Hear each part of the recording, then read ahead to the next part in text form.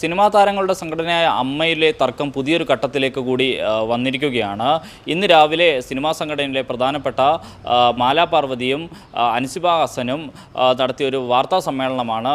ഈ വാർത്താ സമ്മേളനത്തിൽ നടി ശ്വേതാ മേനോൻ, അതായത് മുൻ അമ്മയുടെ പ്രസിഡന്റ് കൂടിയായ ശ്വേതാ മേനോനെതിരെ ചില ഗുരുതരമായ വെളിപ്പെടുത്തലുകൾ നടത്തുന്നു. പ്രത്യേകിച്ച് സാമ്പത്തിക ക്രമക്കേടുകളിലടക്കം അതോടൊപ്പം തന്നെ ചില ബി ജെ പി നേതൃത്വത്തിൻ്റെയൊക്കെ ചില പങ്കുകളടക്കം ചൂണ്ടിക്കാട്ടിക്കൊണ്ട് ചില രാഷ്ട്രീയമായ ഇടപെടലുകളും മറ്റും ശ്വേതാ മേനോൻ നടത്തിയിട്ടുണ്ട് തുടങ്ങിയ കാര്യങ്ങളിലടക്കം ചില ശബ്ദ സന്ദേശങ്ങളും വീഡിയോകളും അടക്കം പുറത്തുവിട്ടുകൊണ്ടാണ് ഇന്ന് രാവിലെ അൻസിബയും മാലാ പാർവതിയും വാർത്താ സമ്മേളനം നടത്തുന്നത്. ഇതിനു മുമ്പ് തന്നെ കഴിഞ്ഞ ദിവസം അഡ്ഹോക് കമ്മിറ്റിയുടെ ചെയർമാൻ സ്ഥാനത്ത് നിന്നും രമേശ് പിഷാരടി രാജിവെച്ചിരുന്നു.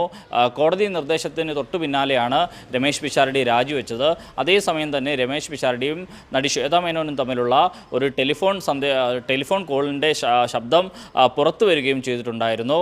ഏതായാലും സിനിമാ സംഘടനയായ അമ്മയിലെ തർക്കം പുതിയൊരു തലത്തിലേക്ക് കൂടി മാറുന്നു എന്ന് പറയുമ്പോൾ, അതായത് രാജിവെച്ച നേരത്തെ ജനറൽ ബോഡി യോഗം കഴിഞ്ഞതിന് ശേഷം താൻ ഉൾപ്പെടെയുള്ളവർ രാജിവെക്കുന്നു എന്നൊരു പ്രഖ്യാപനം ശ്വേതാ മേനോൻ നടത്തിയിരുന്നു.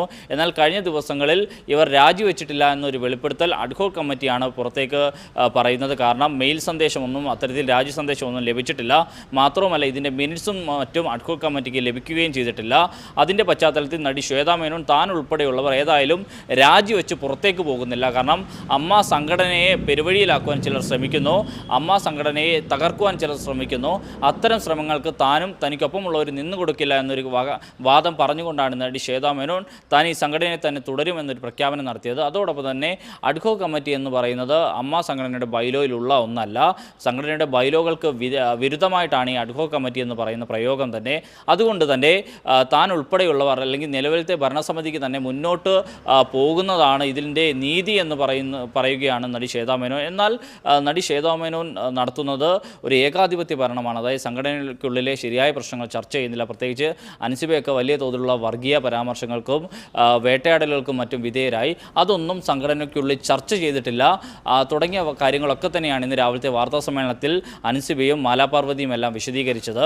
ഏതായാലും ഇതെല്ലാം പുതിയൊരു തലത്തിലേക്ക് കൂടി മാറുന്നു. അതോടൊപ്പം തന്നെ ചില കുറ്റപ്പെടുത്തലുകൾ അല്ലെങ്കിൽ ചില വിമർശനങ്ങൾ കൂടി നടി അൻസിബ ഹസൻ പറഞ്ഞു. പ്രധാനമായും തൻ്റെ പരാതിയിൽ ടിനി ടോമിനെതിരെയും മറ്റും താൻ നൽകിയ പരാതി, ലക്ഷ്മി പ്രിയക്കെതിരെയും മറ്റും താൻ നൽകിയ പരാതി, അതിൽ കടവന്ത്ര പോലീസാണെങ്കിലും തൃപ്പൂണിത്തുറ പോലീസാണെങ്കിലും നിയമ നടപടികൾ വേണ്ട വിധത്തിൽ നടത്തിയില്ല. അതോടൊപ്പം തന്നെ കമ്മീഷണറും മറ്റും ഇതെല്ലാം അമ്മയിലെ ഒരു ചെറിയ തർക്കമായി കാണുന്നത് തന്നെ ഏറെ വേദനിപ്പിച്ചു.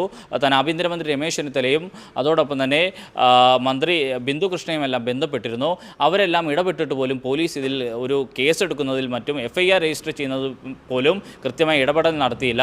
ഒടുവിൽ കോടതിയുടെ നിർദ്ദേശം വന്നപ്പോൾ മാത്രമാണ് താൻ നൽകിയ കേസിൽ FIR രജിസ്റ്റർ ചെയ്തത് തുടങ്ങിയ നിലയിൽ പോലീസിനെ കൂടി വ്യാപകമായി വിമർശിച്ചുകൊണ്ടായിരുന്നു അൻസിബ തൻ്റെ വാക്കുകൾ പറഞ്ഞത്. അപ്പോഴും മാലാ പാർവതിയും മറ്റും ഈ സംഘടനയിൽ കഴിഞ്ഞ കുറേ നാളുകളായി നടക്കുന്ന സാമ്പത്തിക ഇടപാടുകളിലടക്കമുള്ള സംശയങ്ങളും മറ്റും മുന്നോട്ട് വയ്ക്കുകയും ചെയ്തു. അതായത് നടി ശ്വേതാ മേനോൻ ഉൾപ്പെടെയുള്ളവർ സംഘടനയ്ക്ക് പുറത്തേക്ക് പോകാമെന്നൊരു അഭിപ്രായം തങ്ങൾക്കില്ലായിരുന്നു. പക്ഷേ കണക്കുകളിലും മറ്റും കൃത്യമായി നടന്നിട്ടുണ്ട്. സംഘടന ഒരു ഏകാധിപത്യ ശൈലിയിലാണ് പോകുന്നത്.